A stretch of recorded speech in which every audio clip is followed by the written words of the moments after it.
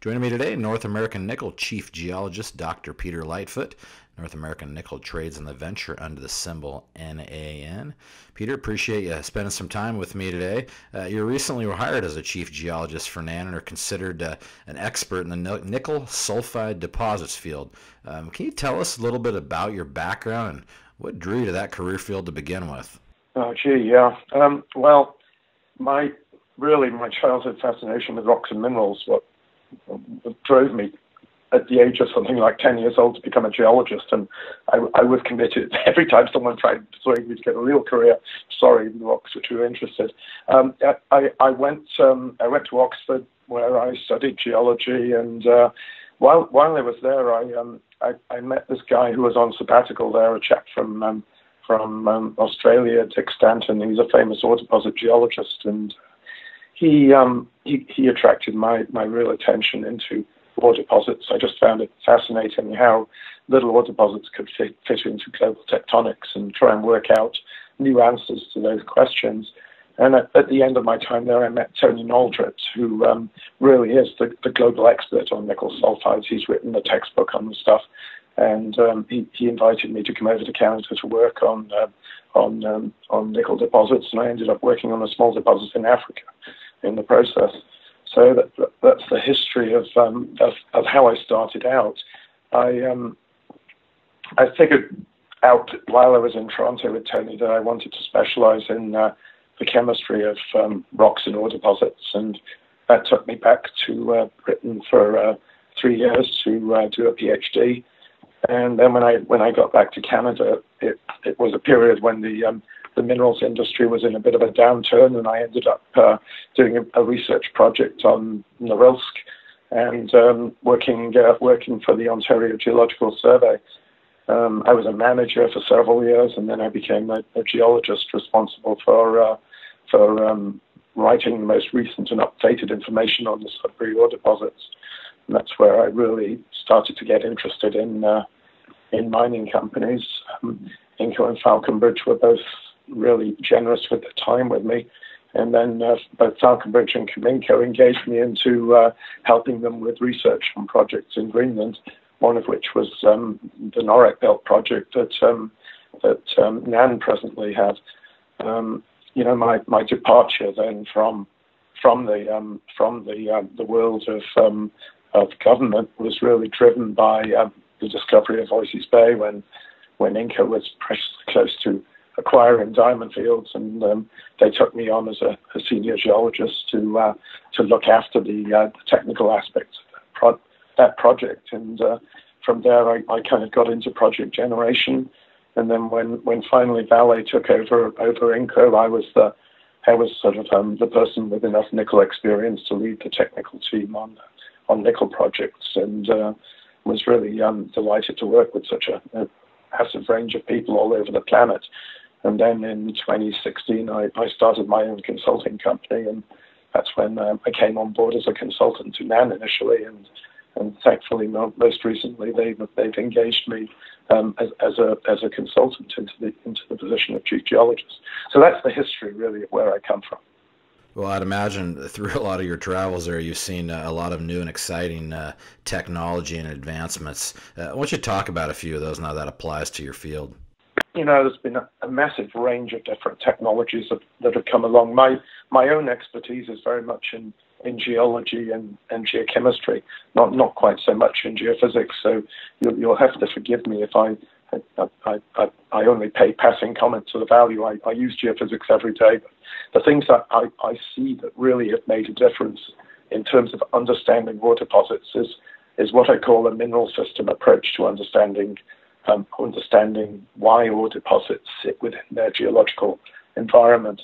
If you can understand the big picture, then you're in a better position to make decisions about where to explore, and then ultimately where to drill, minimize your cost. And if you unpick those details and get your regional geological relationships sorted out, you're really in a much stronger position to explore a property.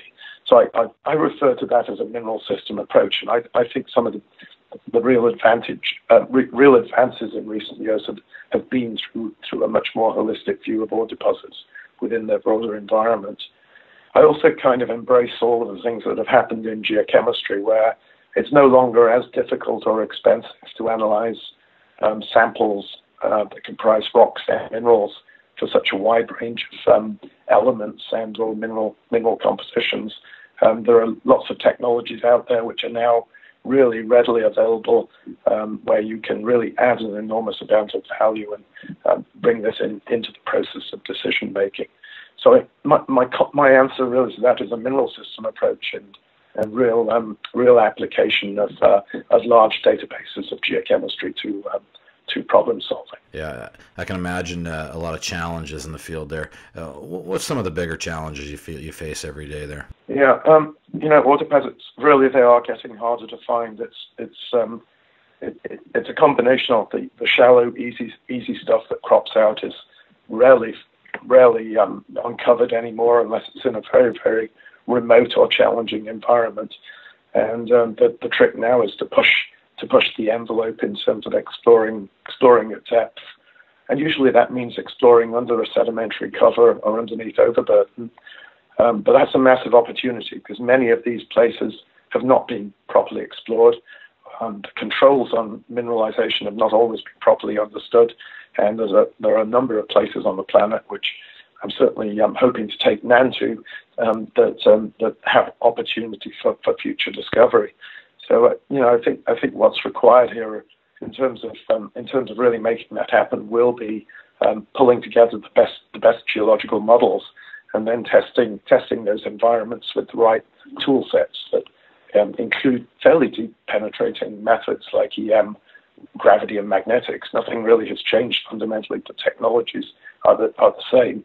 But I'd say that the places that those would be applied are perhaps going to be a little bit different, and there's more opportunity in those places, not going back to the same old places, kicking tires. This isn't an option. The world is getting increasingly challenged in terms of the future availability of metals. It's not a happy state of equilibrium, and there's a bit of a crunch coming around the corner. And nickel exploration is no different, really. So I think NAN is strategically positioned really to undertake this type of project generation activity and exploration. Well, speaking of NAN, why don't you highlight here what you're working on and what drew you to North American Nickel? What was the real driving force there to bring you aboard? Well, it's kind of interesting. I'm working with NAN on the nickel project in Greenland, and they have other properties in Canada and the US, which I'm engaged into.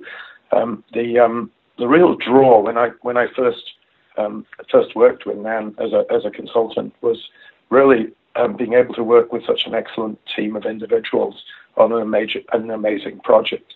I knew the Miningclips project really well because I stood on the ground and knew the rocks, and I was already in a state of, wow, there's a lot of mineralization here right at the surface.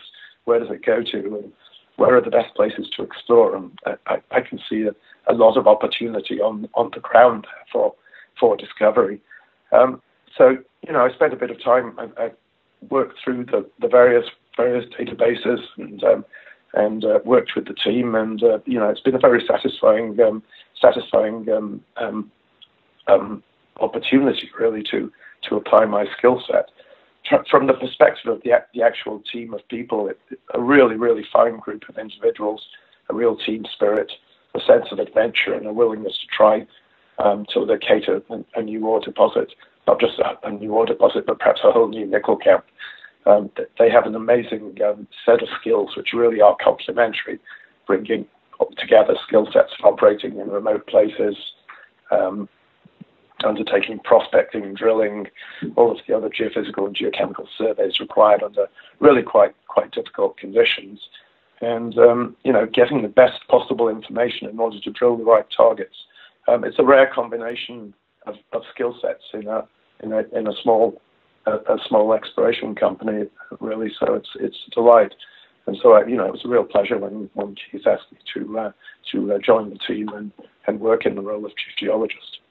Well, speaking of MiningClips, what's your first impressions of it, and what might be the next steps and an outlook for 2018?